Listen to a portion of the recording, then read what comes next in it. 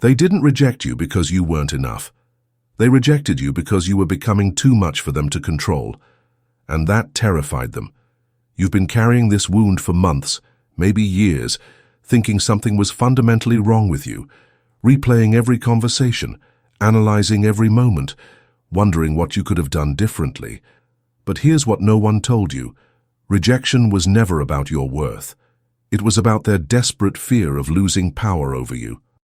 If this feels like I'm speaking directly to your soul, hit that subscribe button and tell me in the comments, what's the hardest truth you've had to accept about someone who rejected you? I read every single comment, and your breakthrough might be exactly what someone else desperately needs to hear today. Let me tell you something that psychiatrist John Bowlby discovered about human attachment that will change everything for you. We're wired to seek connection from birth. It's not weakness, it's survival. But some people learned early that love could be withdrawn as punishment, that affection was conditional, that rejection was a tool of control. They turned your most basic human need into their weapon of choice. You weren't dealing with someone who simply didn't want you. You were dealing with someone who needed to keep you wanting them, but never actually having them. That push and pull wasn't confusion. That wasn't mixed signals. That was emotional manipulation disguised as unavailability. Think about it. Really think about it. How many times did they pull away the exact moment you were getting closer? How often did they become distant precisely when you started feeling secure? How frequently did they create distance right after intimacy? This wasn't coincidence. This wasn't bad timing. This was calculated control. They studied your reactions. They learned your triggers. They discovered that rejection made you chase harder, that withdrawal made you give more, that their absence made you question your worth instead of questioning their behavior. You became predictable to them. Your pain became their power. Narcissists and emotionally avoidant people don't reject you because you lack value. They reject you because your value threatens their need to remain the center of your emotional universe. Your growth scares them. Your confidence terrifies them. Your independence threatens their control. These things terrify controllers because they can't manipulate what they can't diminish. The rejection you experienced wasn't a verdict on your lovability. It was evidence of their inability to love without controlling. And here's the truth that will set you free. You cannot heal in the same environment that broke you. You cannot grow in soil that's designed to keep you small. John Bowlby spent decades studying how we attach to others, and he discovered something that explains your entire experience. When someone uses rejection as control, they're creating what's called an anxious attachment response. They condition you to believe that love is scarce, that you have to earn affection, that your worth fluctuates based on their mood, their attention, their approval. But you've been living as if their rejection was the final word on who you are. As if their inability to love you properly somehow diminished your lovability. As if their emotional limitations became your limitations. As if their brokenness was proof of your inadequacy. Stop, breathe, listen to me. Their rejection of you was their confession of inadequacy, not yours. People who are secure in themselves don't use rejection as a weapon. People who are capable of healthy love don't withhold affection to maintain control. They don't create emotional scarcity to increase their own value. You were never the problem. You were the solution they were too afraid to choose. You were the growth they were too scared to embrace. You were the love they were too broken to receive. Every time they pulled away, you probably thought, what did I do wrong? How can I fix this? How can I make them want me? But the real question should have been, why am I fighting for someone who treats my love like a negotiation? Why am I begging for consistency from someone who profits from my confusion? The abandonment you fear already happened. They already left you emotionally long before they left you physically. You've been grieving a connection that died the moment they decided control mattered more than care. You've been mourning someone who was never really present. Here's what I need you to understand about emotional abuse. You cannot love someone into emotional health. You cannot care someone into capability. You cannot give enough of yourself to fill a void that was carved by their own unhealed wounds. Their emptiness isn't your responsibility to fill. Their rejection was not your failure. It was their surrender. It was them admitting they couldn't handle what you offered. It was them confessing they preferred the familiarity of dysfunction over the uncertainty of real love. And here's what happens when someone weaponizes rejection. They create a trauma bond. They condition you to believe that love is supposed to hurt, that if it doesn't hurt, it's not real, that if you're not chasing, you're not trying hard enough. This isn't love. This is emotional abuse disguised as a relationship.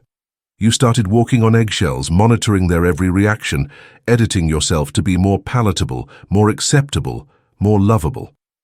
You became a smaller version of yourself, trying to fit into their narrow definition of worthy. You dimmed your light so they wouldn't feel threatened by your brightness. But let me ask you something that will change everything. When did you decide that their opinion of you mattered more than your own? When did you hand over the power to define your value to someone who couldn't even define love properly? When did you give someone who rejected you the authority to determine your worth? The abandonment you experienced taught you to cling harder, chase faster, give more. It taught you that love requires sacrifice, not healthy compromise, but actual sacrifice of your dignity, your boundaries, your authentic self. It taught you to accept crumbs and call them a feast. Here's what Bowlby discovered about people who use rejection as control. They're operating from their own deep-seated fear of abandonment. They reject you before you can reject them. They control you so you won't leave them. They keep you insecure so you won't discover your own power. This isn't about you not being enough.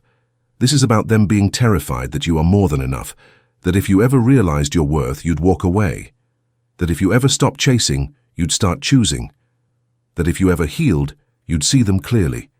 They needed you broken to feel whole. They needed you questioning to feel certain.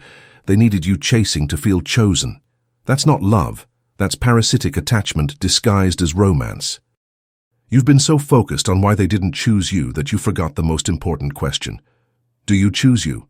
Do you choose your peace over their chaos? Do you choose your growth over their comfort? Do you choose your healing over their control? Because here's the truth they never wanted you to discover. You don't need to be chosen to be worthy. You don't need to be picked to be valuable. You don't need their approval to approve of yourself. You don't need their love to love yourself. Their rejection wasn't the end of your story. It was the beginning of your freedom. It was the universe removing someone who would have slowly erased everything beautiful about who you are. Every time they pulled away, they were teaching you something invaluable. How to stop making yourself smaller for someone else's comfort. How to stop dimming your light so they wouldn't feel threatened by your brightness. How to stop accepting less so they wouldn't have to give more. You know what secure love looks like? It doesn't punish you for growing.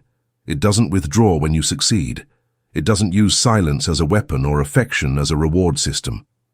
Secure love is consistent, present, and celebrates your expansion rather than fearing it. The person who rejected you couldn't handle your fullness. They needed you fractured, questioning, always reaching for validation they would never consistently give. That's not love. That's addiction disguised as devotion. Stop chasing people who use your love against you. Stop giving your energy to those who treat your heart like a toy they can pick up and put down at will.